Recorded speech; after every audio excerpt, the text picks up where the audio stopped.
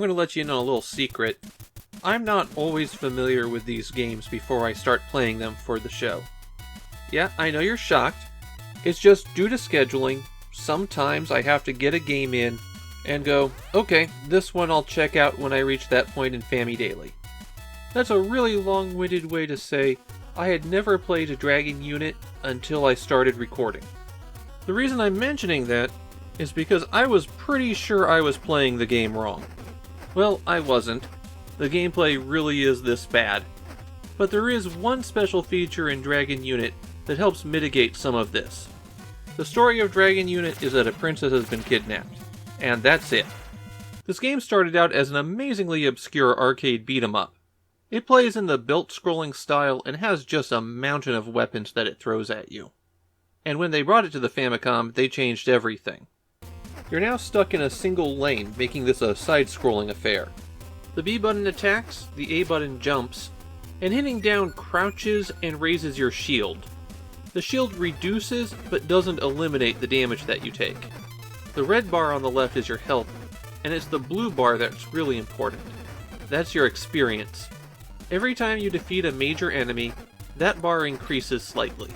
If it reaches the top, then your maximum health increases. Now the big trick in Dragon Unit is that any upgrade that you get on your quest is permanent. Now you might be saying, big deal. Most upgrades you collect in an action-adventure game are permanent. That's not what I mean. In Dragon Unit you have one life and there's no continues. But when you start a new game, you have any equipment that you had when you died, and you keep all of your levels and experience.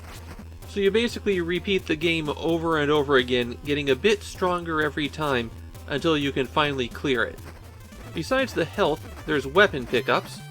2 of these are temporary. The sword magics can only be used for a short time. These come in a fire, wave, and lightning bolt form. Getting a suit of armor basically doubles your health bar. When your health runs out while you're wearing armor, your health bar gets refilled, and you lose the armor.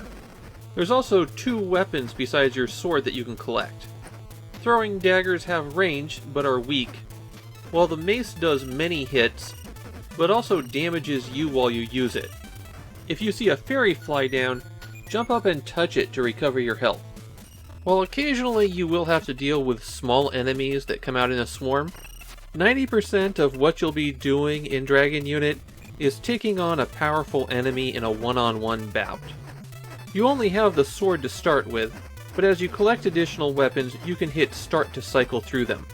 The sword's hitbox is much longer than it appears to be, but it only hits once. That's a real problem for the sword and dagger, because enemies are damage sponges in this game. It's not uncommon for them to take 15 to 20 hits to defeat, especially as you make your way further through the game. Any contact with an enemy quickly drains your life. There's no invincibility frames or knockback, and so some enemies will just get on top of you where you can't hit them, and damage you continuously. Crouch attacking can help because you'll put your shield up in between your attacks, but that's not effective against a lot of enemies. The other option is to jump over their head and then hit them.